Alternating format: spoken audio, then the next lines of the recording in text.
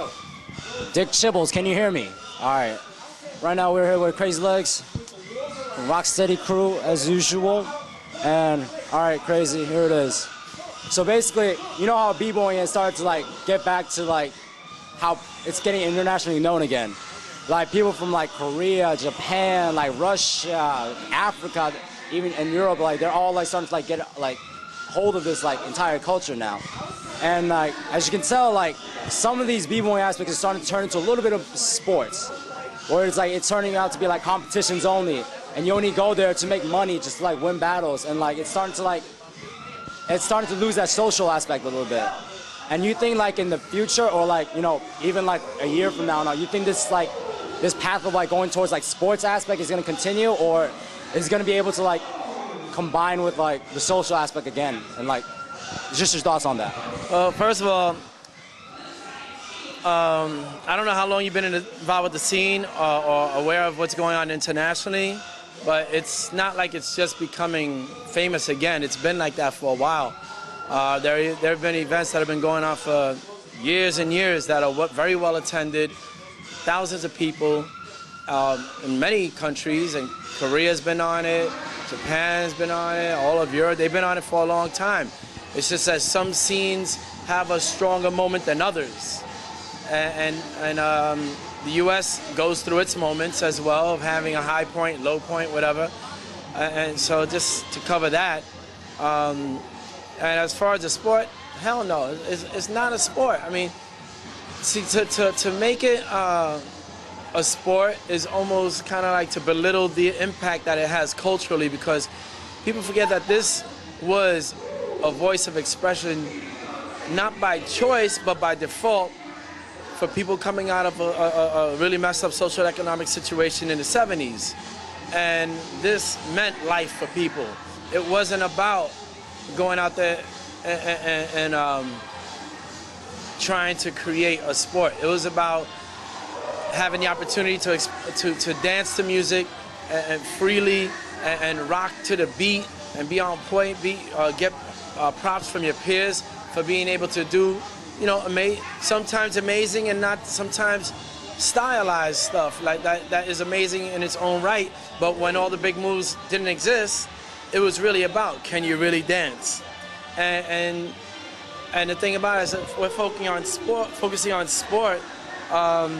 Who are the ones really qualified and legitimate enough to say, okay, well, this is the criteria for someone to win? Are they going to maintain the integrity that it should have as a cultural art form first and foremost? Or are they just trying to see who can be acrobatic? Because both can be mixed together easily.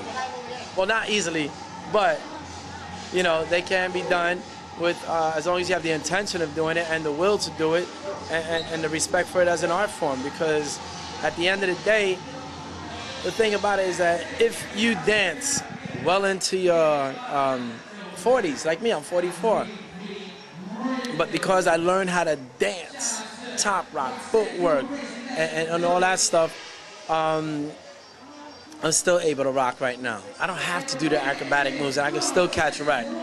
And a lot of people that are out there doing all the acrobatic moves, they're going to have very short careers. And if it's going to be they're going to approach it as a sport, they're going to have an even shorter career, because they're probably going to put a lot more pressure on themselves to perform some really amazing feats without rocking their feet, you know?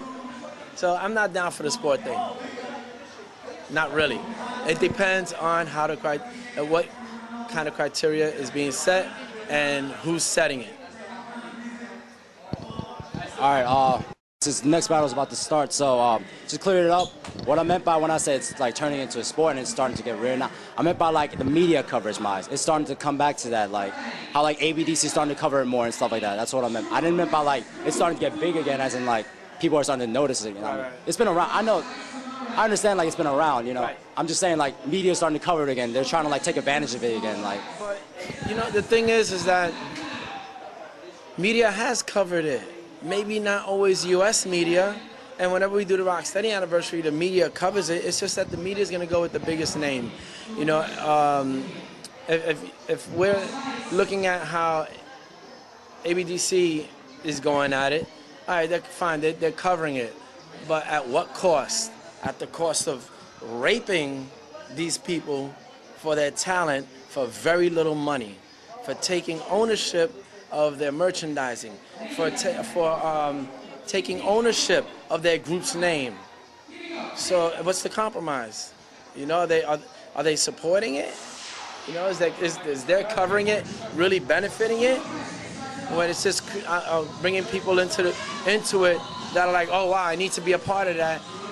But then when they get to become a part of it, they realize that they have to sign their lives away, which is messed up. And most of them don't have enough integrity to say no. Thank you very much, man, for your time, and you know, have fun at the gym, man. Thank you very much.